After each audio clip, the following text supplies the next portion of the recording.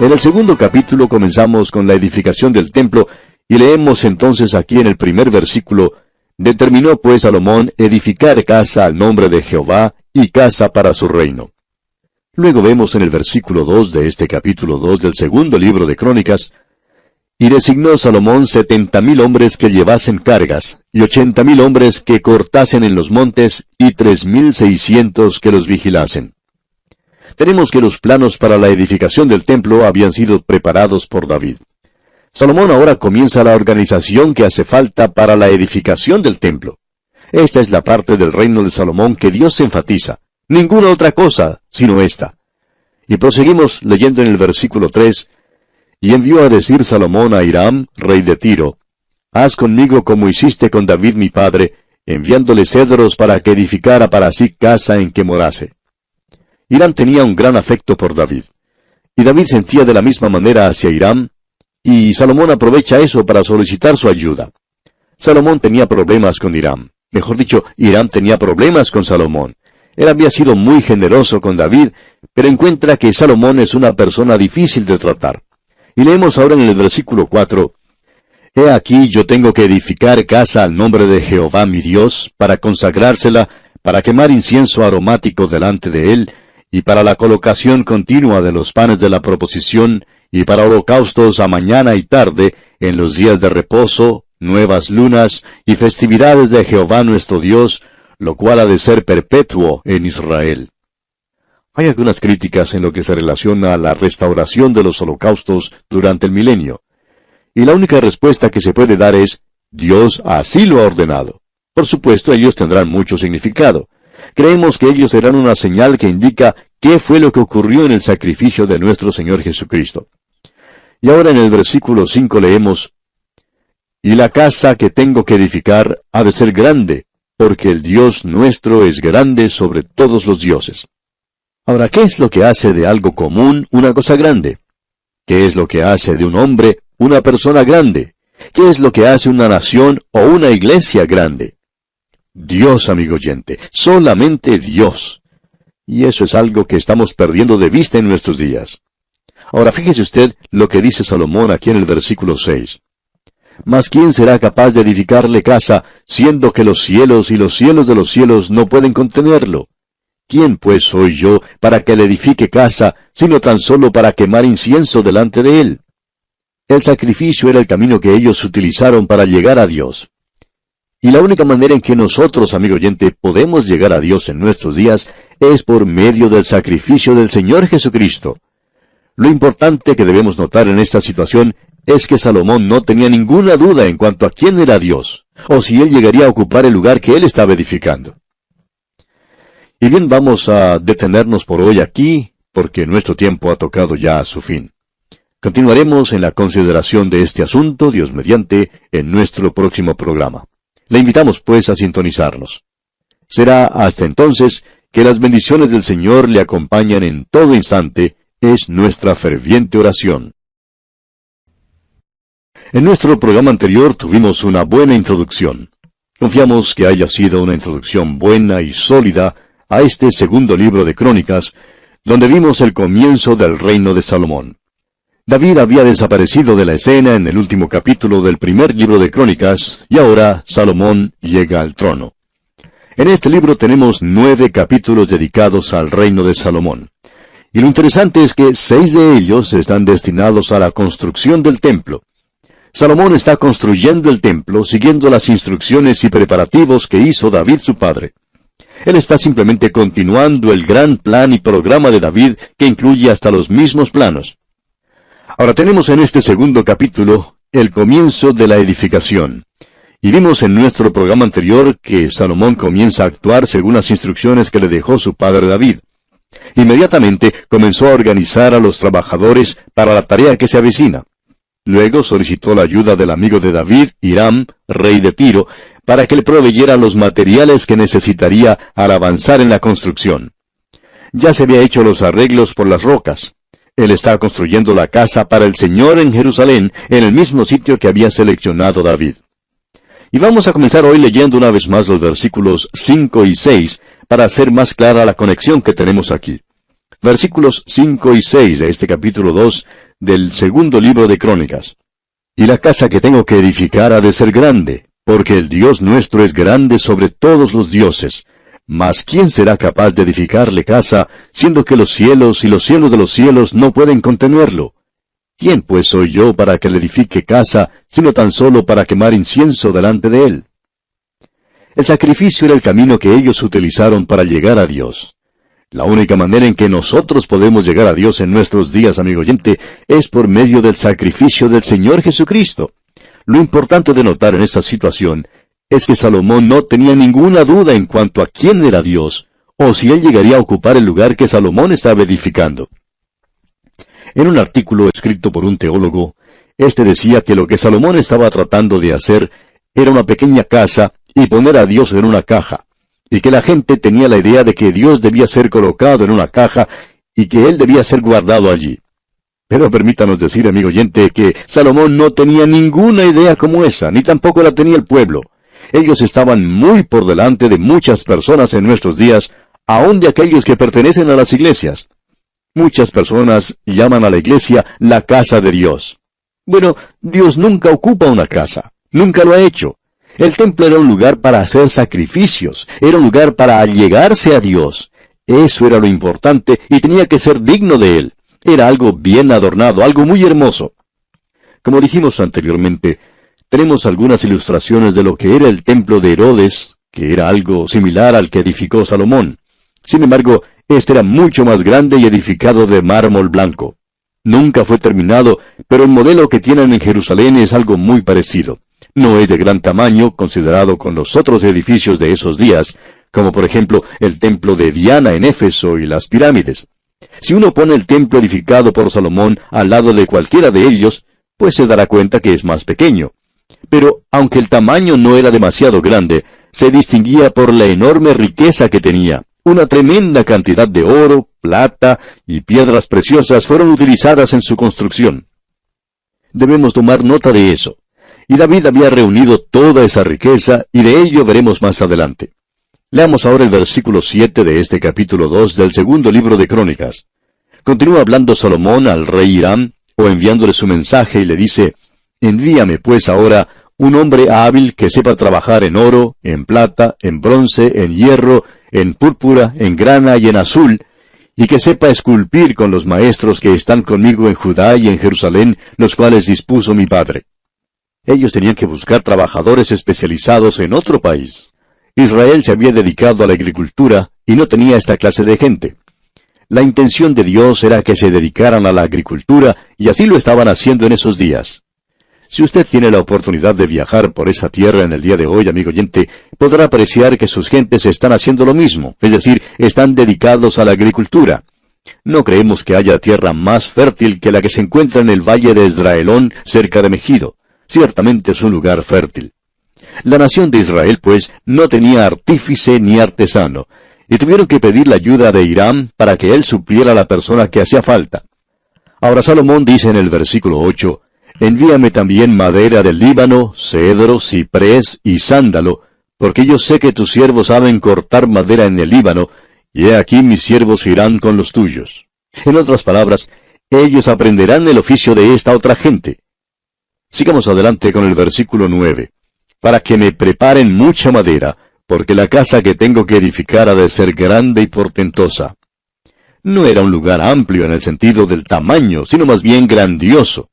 Ahora el versículo 10 dice, «Y he aquí para los trabajadores tus siervos, cortadores de madera, he dado 20,000 coros de trigo en grano, 20,000 coros de cebada, 20,000 batos de vino y 20,000 batos de aceite». Aquí hubo un mal entendimiento sobre esto, sobre la cantidad que Salomón debía pagar. Pero aparentemente se utilizó gran cantidad de dinero en esto. Ahora leamos el versículo 11 hasta el versículo 13 de este capítulo 2 del segundo libro de Crónicas. Entonces Hiram, rey de Tiro, respondió por escrito que envió a Salomón, «Porque Jehová amó a su pueblo, te ha puesto por rey sobre ellos». Además decía Hiram, «Bendito sea Jehová el Dios de Israel, que hizo los cielos y la tierra, y que dio al rey David un hijo sabio, entendido, cuerdo y prudente, que edifique casa a Jehová y casa para su reino. Yo pues te he enviado un hombre hábil y entendido, Hiram Abi». Y luego el rey de Tiro continúa describiendo a esta persona que está enviando. Pasemos ahora a los versículos 17 y 18. Y contó Salomón todos los hombres extranjeros que había en la tierra de Israel, después de haberlos ya contado David su padre, y fueron hallados 153,600. Y señaló de ellos 70,000 para llevar cargas, y 80,000 canteros en la montaña, y 3,600 por capataces para hacer trabajar al pueblo. Estas eran las personas que serían los ayudantes. Ellos ayudarían a los carpinteros, albañiles, etc. Ahora, en el capítulo 3 de este segundo libro de Crónicas, tenemos el comienzo de la edificación misma. En la primera parte del versículo 1 leemos: Comenzó Salomón a edificar la casa de Jehová en Jerusalén, en el monte Moria. De paso, digamos que ese fue el mismo lugar donde Abraham ofreció a Dios a su hijo Isaac. En ese mismo cerro, en las afueras de la ciudad de Jerusalén, está el Gólgota, el lugar de la calavera donde fue crucificado el Señor Jesucristo. Finalizando la lectura de este versículo 1, se nos dice, ¿dónde edificó el templo? Leamos la última parte. En el monte Moria, que había sido mostrado a David su padre, en el lugar que David había preparado en la era de Ornán Jebuseo. David había comprado un lote de terreno en ese lugar. Es la misma zona del templo de hoy, y allí es donde lo edificó Salomón. Ese era el lugar. Ahora no vamos a entrar en todos los detalles que se menciona aquí, porque, a decir verdad, nos parecen aburridos, así como leer un plano o la lista de los materiales necesarios para la construcción de un edificio. Lo que quisiéramos decir es que de aquí podemos extractar algunas verdades que no son mencionadas en los libros de Reyes o cualquier otra parte. Cuando llegamos al capítulo 3, podemos levantar el velo un poquito para darnos una mejor idea. Leamos el versículo 3 entonces. Estas son las medidas que dio Salomón a los cimientos de la casa de Dios. La primera, la longitud, de 60 codos y la anchura de 20 codos. El templo era el doble del tamaño que tenía el tabernáculo, 60 codos por 20. Eso en nuestro sistema métrico decimal es unos 27 metros de largo por 9 metros de ancho. En eso solo se incluye el templo mismo, ya que alrededor del mismo había muchos otros edificios que fueron construidos. Hay algunas cosas sobre las cuales debemos o deseamos dirigir nuestra atención. Algunas de ellas ya han sido mencionadas, otras no. Pasemos entonces al versículo 13 de este capítulo 3 del segundo libro de Crónicas. El versículo 13 dice: Estos querubines tenían las alas extendidas por 20 codos, y estaban en pie con los rostros hacia la casa. Estos eran los querubines que miraban hacia el propiciatorio. Usted recordará que cuando Moisés construyó el tabernáculo, en las instrucciones que él recibió no se indicó ninguna medida en cuanto a tamaño. Y eso habla de la deidad.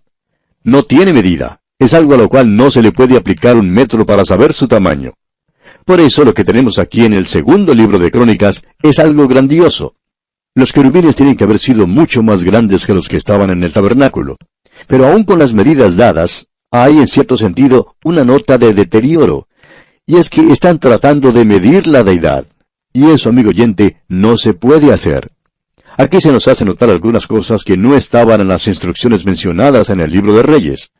Y quisiéramos volver a recalcar que aquí estamos recibiendo el punto de vista de Dios. ¿Qué se menciona aquí de parte de Dios que no fue notado según el punto de vista humano? Bueno, aquí se nos da la hermosura del velo. Notemos lo que dice el versículo 14. Hizo también el velo de azul, púrpura, carmesí y lino, e hizo realzar querubines en él. El velo era una cosa hermosa. Se dice que en el tiempo de nuestro Señor tenía un espesor de unos 7 u 8 centímetros. Y se cambiaba cada año. Se dice que en una ocasión se ataron caballos salvajes a un velo que se había quitado del templo y que éstos no lo pudieron rasgar. En realidad era algo muy hermoso. Ahora el velo nos habla de la humanidad del Señor Jesús. Y Dios hace resaltar eso. Eso es algo sobre lo cual Él quiere llamar la atención. El velo, pues, habla de la humanidad de Cristo. Cuando Él fue crucificado, el velo del templo se partió en dos. Ahora esto que estamos viendo ocurrió mucho tiempo antes de que el Señor Jesucristo viniera a este mundo. El Señor dice, «Este es mi Hijo amado, en quien tengo complacencia». Notemos ahora algo más que tenemos aquí. Algo sobre lo que debemos, y sería bueno, prestar algo de atención, y nos estamos refiriendo a las columnas. Leamos el versículo 15. Delante de la casa hizo 2 columnas de 35 codos de altura cada una, con sus capiteles encima de 5 codos. Esto quiere decir que estas columnas eran bastante altas. Si uno las compara con el edificio, parece que estuvieran fuera de proporción. Estas columnas nos hablan de fuerza y belleza, y Dios hace resaltar esto. Esas son 2 cosas que el hombre moderno piensa que puede obtener: fuerza y belleza. Tenemos grandes naciones, sin embargo, no podemos mantener ni la ley ni el orden. Ahora, se supone que los pintores saben apreciar las cosas hermosas. Pero, ¿ha podido usted observar el arte moderno? Muchas veces es hasta imposible poder apreciar lo que ellos llaman hermoso. Pero Dios, amigo oyente, sí está interesado en la fuerza y la belleza, y esas columnas son muy impresionantes. Ahora, si pasamos al próximo capítulo, el capítulo 4 de este segundo libro de Crónicas, podemos ver en el versículo 12 que él menciona nuevamente este asunto de fuerza y belleza. Leamos el versículo 12 de este capítulo 4 del segundo libro de Crónicas. 2 columnas, y los cordones, los capiteles sobre las cabezas de las 2 columnas, y 2 redes para cubrir las 2 esferas de los capiteles que estaban encima de las columnas. Dios está haciendo resaltar de manera particular estas cosas. Ahora, volviendo al capítulo 3, tenemos en el versículo 16 lo siguiente. Hizo asimismo cadenas en el santuario, y las puso sobre los capiteles de las columnas, e hizo 100 granadas, las cuales puso en las cadenas. Aquí tenemos cadenas. ¿Y de qué nos hablan esas cadenas? Nos hablan de la unidad de la nación, hablan de la unidad de las tribus y de la unidad de cada individuo que constituye las tribus, y las tribus, consecuentemente, constituyen la nación. Lo que le agrada a Dios es la unidad absoluta. Creemos que eso es algo que hoy muchos de los hijos de Dios están omitiendo. Estamos separados y divididos en miles de grupos diferentes. Cada día aparecen nuevas organizaciones. No estamos muy seguros de que esto sea algo que le dé gloria a Dios. Él ha ido mucho más allá en el Nuevo Testamento y nos da algo diferente. No es una cadena, sino un cuerpo. Él dice que la iglesia es un cuerpo. Lo interesante es que en un cuerpo uno tiene diferentes miembros, algunos de ellos para honra, otros para deshonra, pero todos en un cuerpo. Y ese es el cuadro de la iglesia de hoy. Por tanto, aquí tenemos una gran lección que aprender. Luego se menciona estas granadas. Usted habrá notado que se dice que hizo 100 granadas. Cuando pasamos al capítulo 4, leemos allá en el versículo 13, 400 granadas en las 2 redes, 2 hileras de granadas en cada red, para que cubriesen las 2 esferas de los capiteles que estaban encima de las columnas. Las granadas nos hablan de los frutos, y es allí donde se está poniendo el énfasis. También encontramos que se destaca 4 colores. Ellos son el azul, púrpura, carmesí y el blanco que corresponde al lino. El azul es el color de arriba, es decir, el cielo. El púrpura es el de la realeza, mientras que el carmesí habla de la redención, o sea, la sangre de Cristo. Y el blanco nos habla de un andar santo. Todas estas cosas, amigo oyente, son enfatizadas desde el punto de vista de Dios. Y creemos que Él no quería que nosotros pasáramos por alto estas cosas que se destacan en estos 2 capítulos, es decir, el capítulo 3 y el capítulo 4 de este segundo libro de Crónicas. Ahora, pasando directamente al capítulo 5, vemos que el arca es llevada al templo y apreciamos que éste ya ha sido terminado, pero no vamos a entrar en esos detalles que ya hemos visto en el libro de Reyes. Leamos pues los primeros 2 versículos de este capítulo 5. Acabada toda la obra que hizo Salomón para la casa de Jehová, metió Salomón las cosas que David su padre había dedicado, y puso la plata y el oro y todos los utensilios en los tesoros de la casa de Dios. Entonces Salomón reunió en Jerusalén a los ancianos de Israel y a todos los príncipes de las tribus, los jefes de las familias de los hijos de Israel, para que trajesen el arca del pacto de Jehová de la ciudad de David, que es Sión. Sión se encuentra sobre la cumbre de la montaña, donde está el área del templo, y no muy lejos. Ya hemos dicho anteriormente que no sabíamos exactamente dónde David había traído el arca, y todavía no lo sabemos, pero estaba en la ciudad de David, que es el monte Sión. Esa zona no es muy grande en tamaño, pero es allí donde la trajo David. Veamos ahora en el versículo 6 que se han reunido para llevar el arca, y dice la última parte del versículo 6, y sacrificaron ovejas y bueyes, que por ser tantos no se pudieron contar ni numerar. El pensamiento aquí es que ni siquiera se intentó contarlos por la sencilla razón de que se está hablando del sacrificio de Cristo. Y amigo oyente, usted no mide ese sacrificio ni puede llegar a hacerlo. Ahora tenemos aquí algo que es de suma importancia. Encontramos una declaración aquí en el versículo 9 que es muy importante. Y Dios está haciendo resaltar este asunto de una manera bien directa. Veamos el versículo 9 ahora. E hicieron salir las barras de modo que se viesen las cabezas de las barras del arca delante del lugar santísimo, mas no se veían desde afuera, y allí están hasta hoy. Es decir, hasta el día de escribir este libro. Las barras fueron sacadas del tabernáculo. Ahora no iba a moverse más. El arca fue construida en el desierto, en el monte Sinaí, y el pueblo de Israel pasó 40 años en el desierto. El arca iba delante de ellos cuando cruzaron el río Jordán, y ahora es traída por David a Jerusalén. Estaba en el monte Sión donde estaba el palacio. Ahora es llevada al templo que ha sido construido. Era algo sumamente hermoso, como si fuera una joya en ese lugar. Y ya hemos mencionado esto anteriormente. Este es el lugar donde Dios se encuentra con su pueblo.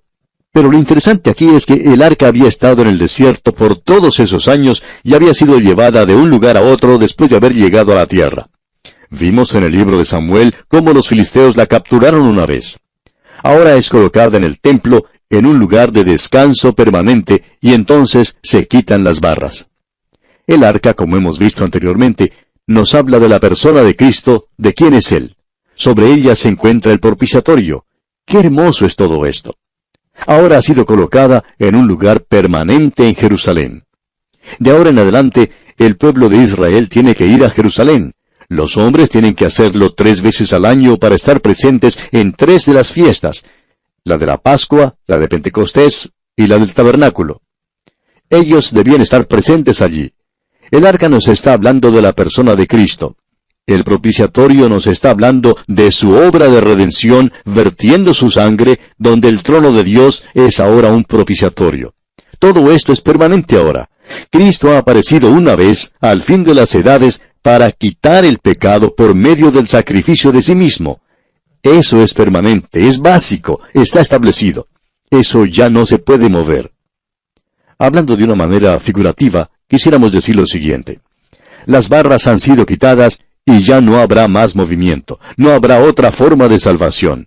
Es por eso que el apóstol Pedro podía decir a su gente, y en ningún otro hay salvación, porque no hay otro nombre bajo el cielo dado a los hombres en que podamos ser salvos. Amigo oyente, las barras han sido quitadas. El arca no se volverá a mover. Y eso nos habla de descanso. El Señor Jesús da descanso a los que acuden a Él. Habrá un lugar de descanso. De ese lugar Él habló a sus discípulos en el aposento alto, y dijo, «Voy pues a preparar lugar para vosotros, y si me fuere y os preparare lugar, vendré otra vez y os tomaré a mí mismo». El lugar está preparado y uno de estos días iremos a ese lugar. Y se nos dice que una de las características de ese lugar es la permanencia del mismo. El hecho de que es un lugar de eternidad. Es un lugar donde no habrá más lágrimas. Allí no habrá más muerte. Esas cosas han pasado y ahora vemos que allí está el trono de Dios.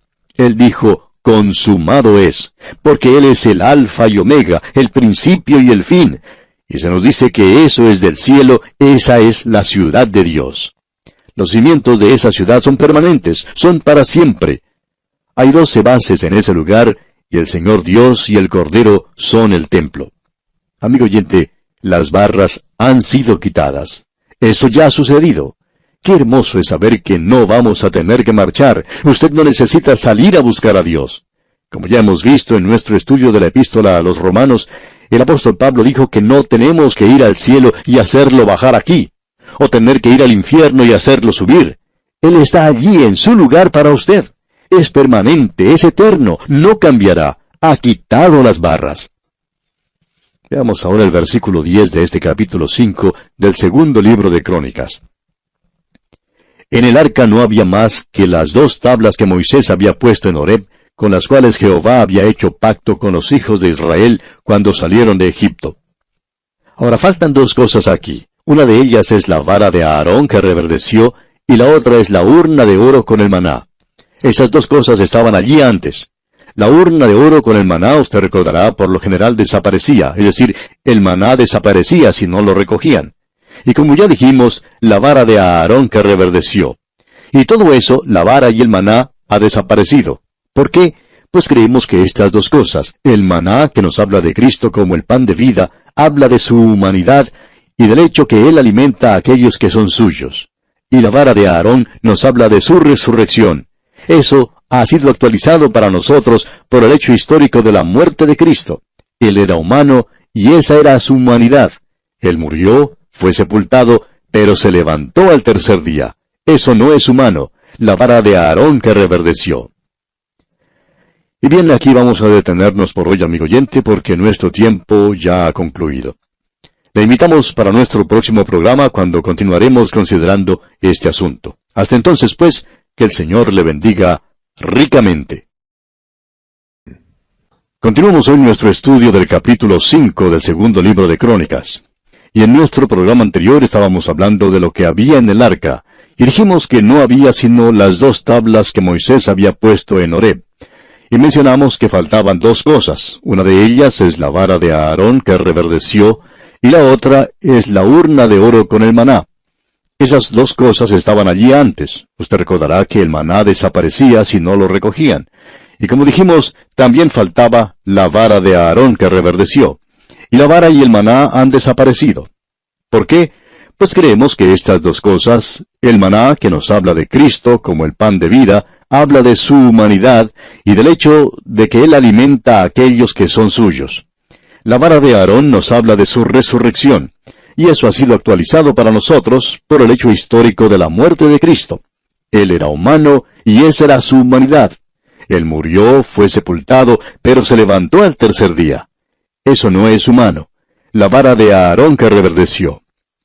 Continuamos ahora con el versículo 11 de este capítulo 5 del segundo libro de Crónicas y leemos: Y cuando los sacerdotes salieron del santuario, porque todos los sacerdotes que se hallaron habían sido santificados y no guardaban sus turnos, para esta ocasión especial de la dedicación, se hicieron presentes todos los sacerdotes.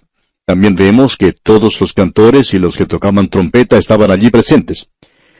Leemos luego en el versículo 13, Cuando sonaban pues las trompetas, y cantaban todos a una, para alabar y dar gracias a Jehová, y a medida que alzaban la voz con trompetas y címbalos y otros instrumentos de música, y alababan a Jehová diciendo, porque eres bueno, porque su misericordia es para siempre, entonces la casa se llenó de una nube, la casa de Jehová.